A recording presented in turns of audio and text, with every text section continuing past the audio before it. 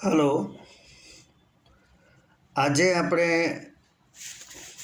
આપણા જીવનમાં ઇન્ટરનેટના મહત્ત્વ વિશે વાત કરીએ.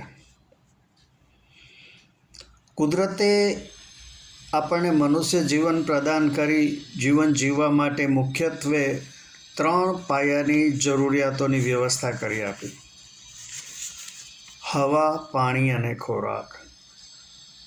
પણ પછી માણસોએ વસ્ત્રો, ઘર વગેરેની વ્યવસ્થા કરી, ત્યારબાદ વાહન બનાવ્યા, રાત્રિના અંધકારને દૂર કરવા વિદ્યુત શક્તિ શોધી, નાણું બનાવ્યું. આમ સુખ સગવડની દોડમાં નવી નવી જરૂરિયાતો ઊભી થતી રહી અને તેને સંતોષવા નવા નવા સાધનો ઊભા થતા ગયા. તેમાં મોબાઈલ અને ઇન્ટરનેટે તો દુનિયા જ બદલી નાખી. આ બંનેનું મહત્ત્વ ઓક્સિજન જેટલું જ થઈ ગયું છે. ઇન્ટરનેટ વગરનું જીવન એટલે જલ બિન મછલી, પાણી વગર તરફડતી માછલી જેવી હાલત છે. 1 વર્ષથી નાના બાળકથી માંડીને 90+ વૃદ્ધો બધાની જરૂરિયાત એટલે અનલિમિટેડ ઇન્ટરનેટવાળો મોબાઈલ. મોબાઈલની વસ્તી લગભગ માનવ વસ્તી જેટલી જ કરોડોમાં હશે. મોબાઈલ બગડી જાય, ખોવાઈ જાય કે ચોરાઈ જાય તો સંસારની અસારતાનો અહેસાસ થાય.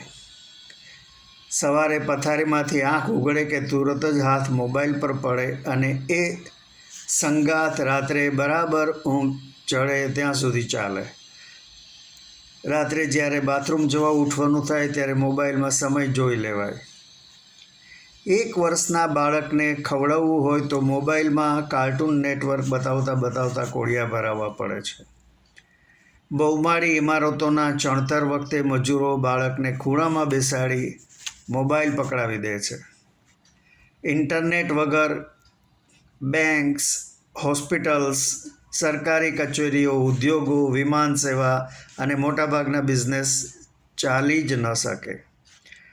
નેટ ન હોય તો કરોડો લોકો પોતાની રોજિંદી ફરજો બજાવી ન શકે.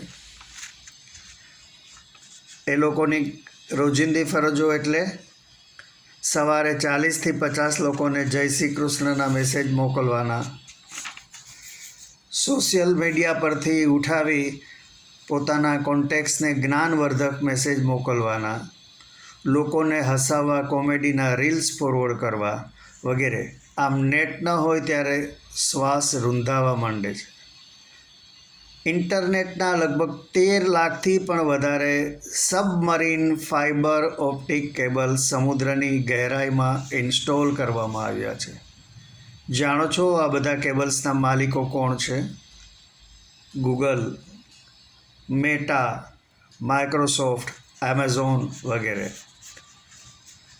જો ધમકી આપ્યા મુજબ ઈરાન આ બધા કેબલ્સને બ્રેક કરી દે તો ખુદ ઈરાન, મિડલ ઇસ્ટના દેશો, એશિયાના ઘણા દેશો જેમાં આપણે પણ આવી જઈએ છીએ, બધા જ વણકલ્પી પારાવાર મુશ્કેલીમાં મુકાઈ જાય. આપને મારી આ વાત ગમી હોય તો મારા વિડીયોને લાઈક, શેર અને મારી ચેનલને સબસ્ક્રાઈબ કરજો. આભાર. આવજો.